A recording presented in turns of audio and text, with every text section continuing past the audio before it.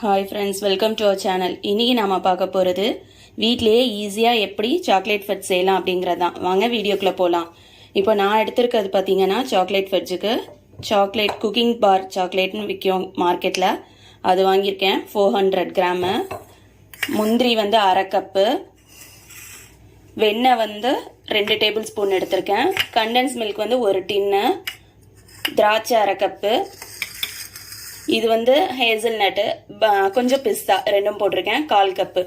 இப்போ எல்லாத்தையும் எப்படி பண்ணுறது அப்படிங்கிறத பார்க்கலாம். சாக்லேட்டை இந்த மாதிரி சின்ன சின்ன பீசஸாக கட் பண்ணிக்கிட்டோன்னா அவனில் வந்து மெல்ட் பண்ணுறது ஈஸியாக இருக்கும். இப்போ நான் இதெல்லாம் கட் பண்ணிட்டேன், அவனில் மெல்ட் பண்ண போகிறேன். இப்போது சாக்லேட் வந்து நல்லா மெல்ட் ஆகிருக்கு, காட்டுறேன் பாருங்கள். இதில் நம்ம வந்து பட்டரும் கண்டென்ஸ் மில்க்கும் ஆட் பண்ணணும். 2 டேபிள் ஸ்பூன் வந்து பட்டர் ஆட் பண்ணுறேன். கண்டென்ஸ் மில்க் வந்து 350 கிராம் ஆட் பண்ணணும். அதாவது இது வந்து நார்மலாக ஒரு டின் வந்து 400 கிராம் இருக்கும். ஸோ அதில் நான் கொஞ்சம் மட்டும் எடுத்து வச்சுட்டு மீதி ஆட் பண்ணுறேன்.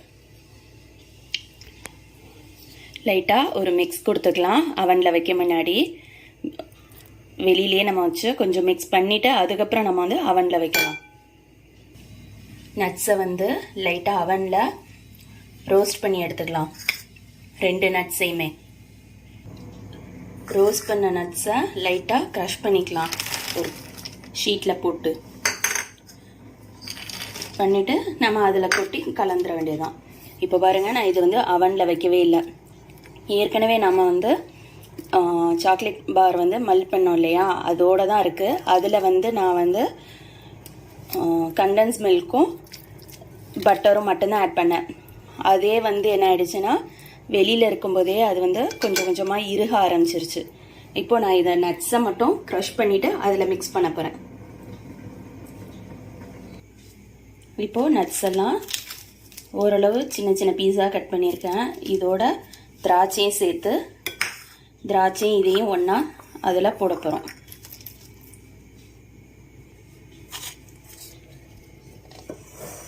இப்போ இதில் இதை ஆட் பண்ணலாம்.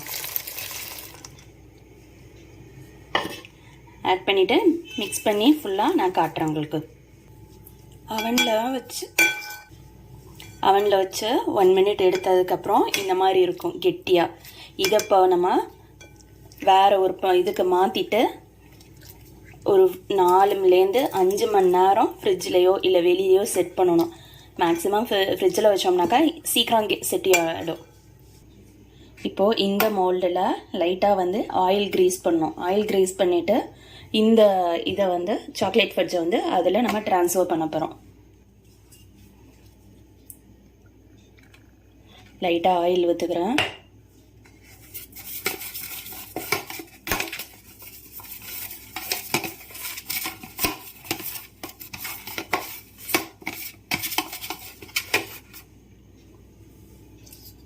இதை நான் ஃபுல்லாக ட்ரான்ஸ்ஃபர் பண்ணிவிட்டு எப்படின்னு காட்டுறேன். இப்போது ஃபுல்லாக ட்ரான்ஸ்ஃபர் பண்ணியாச்சு மோல்டில். இதை வந்து லெவல் பண்ணணும். லெவல் பண்ணிவிட்டு காட்டுறேன். இப்போது இது வந்து செட் பண்ணியாச்சு, ஃபுல்லாக லெவல் பண்ணி வச்சுருக்கேன். இதை வந்து ஃப்ரிட்ஜில் 4லேருந்து 5 மணி நேரம் செட் பண்ண விடணும். வெளியில் வச்சோம்னா அந்தளவுக்கு வந்து செட் ஆகாது, ஃப்ரிட்ஜில் தான் வைக்கணும். இப்போது 5 மணி நேரத்துக்கு அப்புறம் இந்த மாதிரி செட் ஆகிருக்கும். ஓரங்களை லேசாக கத்தியை வச்சு லைட்டாக கீறி விட்டுட்டு நம்ம வந்து டிமோல்ட் பண்ணிக்கலாம்.